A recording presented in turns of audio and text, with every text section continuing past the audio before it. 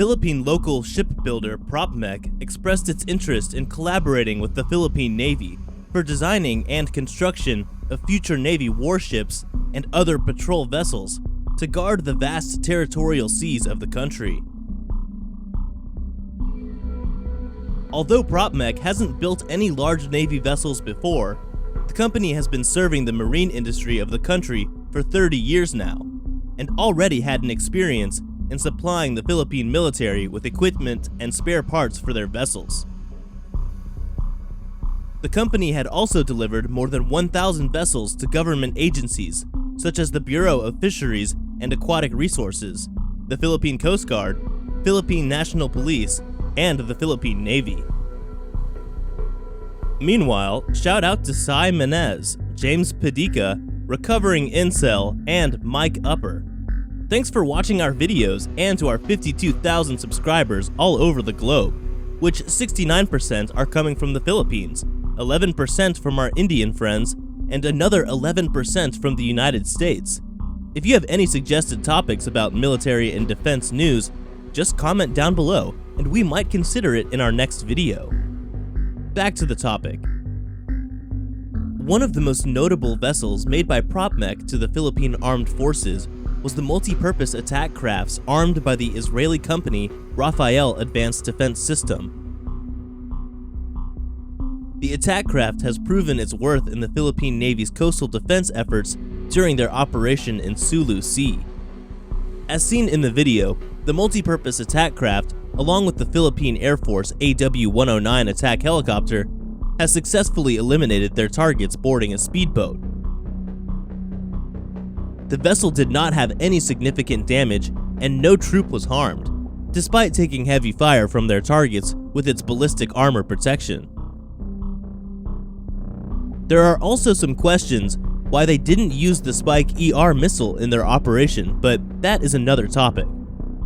With this type of incident, it is proven that the local shipbuilder is capable of building standard quality vessels for military purposes, and it is also possible that they might even be assigned to design and build at least a corvette in the future. For now, the company might at least have some experience on building large patrol ships for the Navy first. PropMech already has experience in making ferries, yachts, and fishing vessels, but building military standard large patrol vessels is a different story.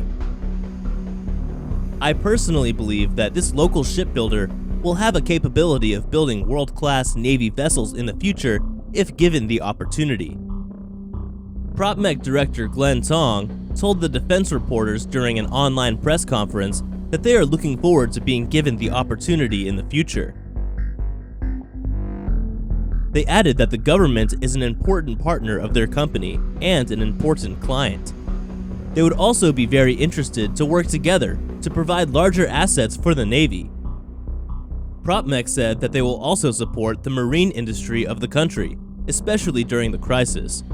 It would also be more cost-efficient for military organizations to tap into private boat builders.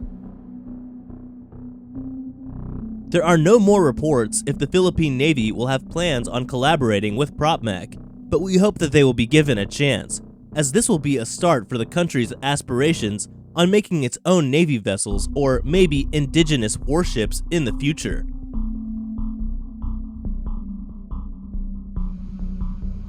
On another topic, for our Indian viewers of this channel, the Indian government has cleared a deal to manufacture the indigenous fighter jet, the Hull Tejas Mk-1A light combat aircraft from the Hindustan Aeronautics Limited. It is said that the deal will be 83 units of these fighters, which consists of 73 single-seat and 10 two-seat trainers. Based on the information from India's Defense Ministry, the project will cost at around $6.4 billion, which will be a big boost to the domestic aviation industry. The Cabinet Committee on Security, headed by Indian Prime Minister Narendra Modi, gave the final go-ahead to the project, and it is expected that the first batch will join service by 2024. This is part of India's program in strengthening their fleet of homegrown fighter jets in the Indian Air Force, and this deal will be a game changer for their self-reliance in Indian defense manufacturing.